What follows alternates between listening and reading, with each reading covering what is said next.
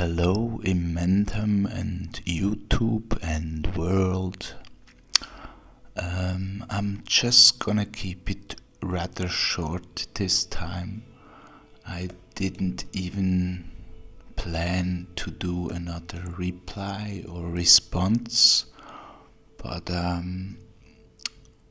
just wanted to address a few things, so it may take 1 to 3 parts at most, I think. Let's get into it. Alright, another response video to the John Plant guy.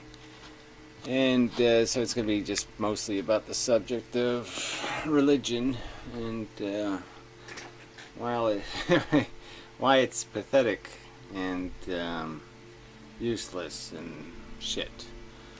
Religion probably is, especially faithless religion, indeed.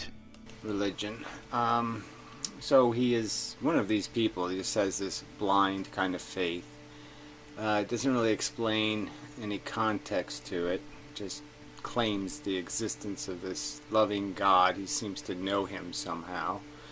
And even if he is a horrible shit, it's okay because it's God, and so somehow it's better than living with shitty humans is to live with a shitty God. I don't know. And that's all your perception of the whole ordeal. If the God was so shitty, he would have never given his only begotten Son on our behalf. He would have just tortured us to death again and again and again, or something. That's a terrible, tyrannical God. Anyways, let's just move on. And and we're supposed to care because there's some sort of soul thing that he wishes to save. For what purpose? Who knows? To do what is it you think you're going to do with my soul?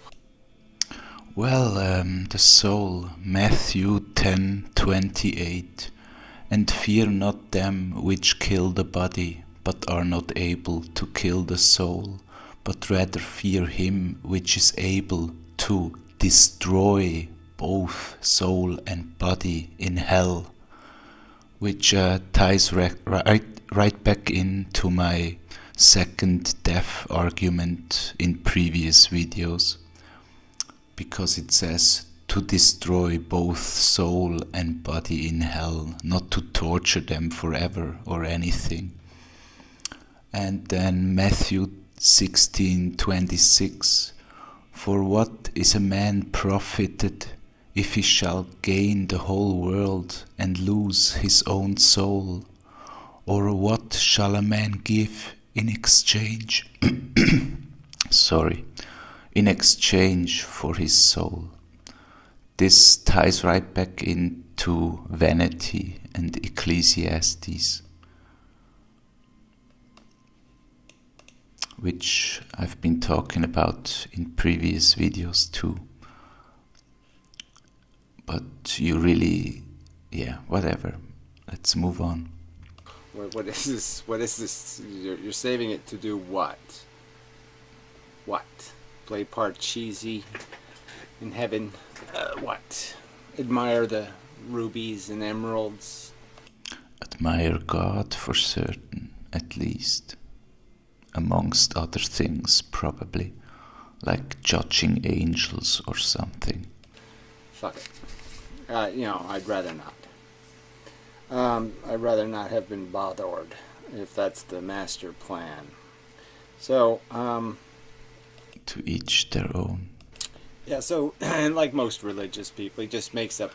I won't impose my faith on you, which you will say later on. His own religion.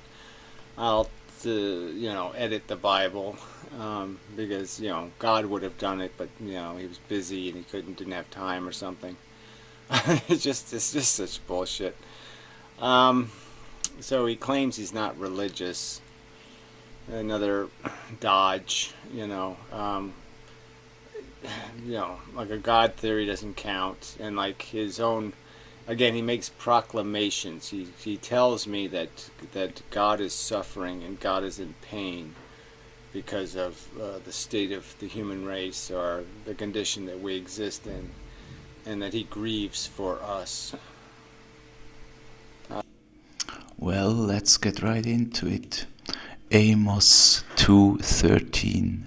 Behold, I am pressed under you, as a cart is pressed that is full of sheaves. Hosea 8:10.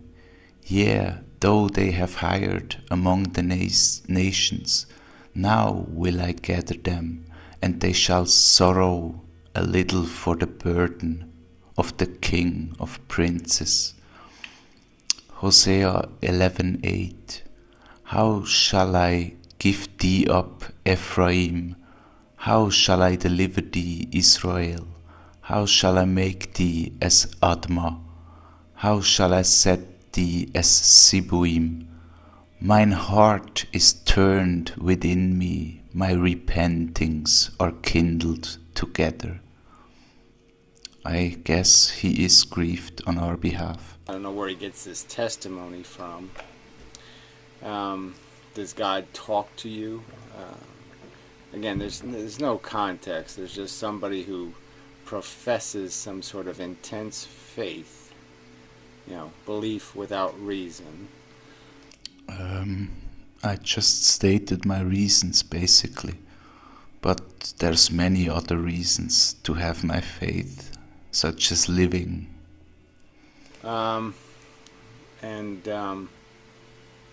Assume something Living on a faithless earth. Intelligent about that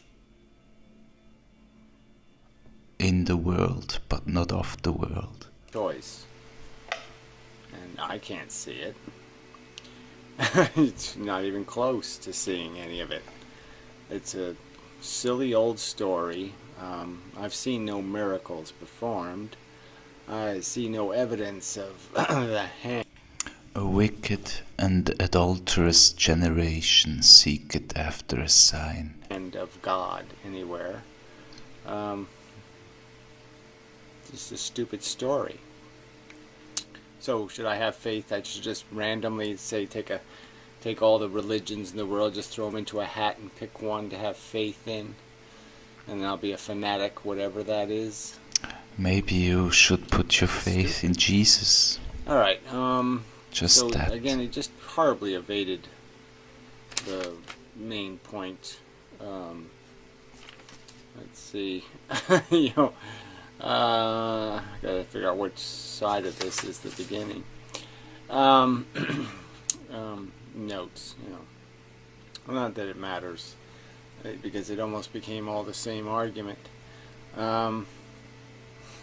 So yeah, I sort of pushed him on this right to die thing. He just didn't have the guts to say one way or the other. To defend his forcing of people, his obnoxious interference with their free choice. Where did I interfere? Please point me to it. Please do. All I said or stated was my point of view, which I stand by 100% still. I didn't force anything. I questioned things and came to my best conclusion, which doesn't have to be yours. You can take a knife, you can jump off a building, you can poison yourself. It's your choice. I really don't hold you back. But of course I will say suicide is not an option. Even though I've tried to do it just recently, for example. But it's really not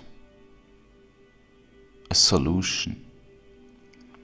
I don't suggest suicide to anyone.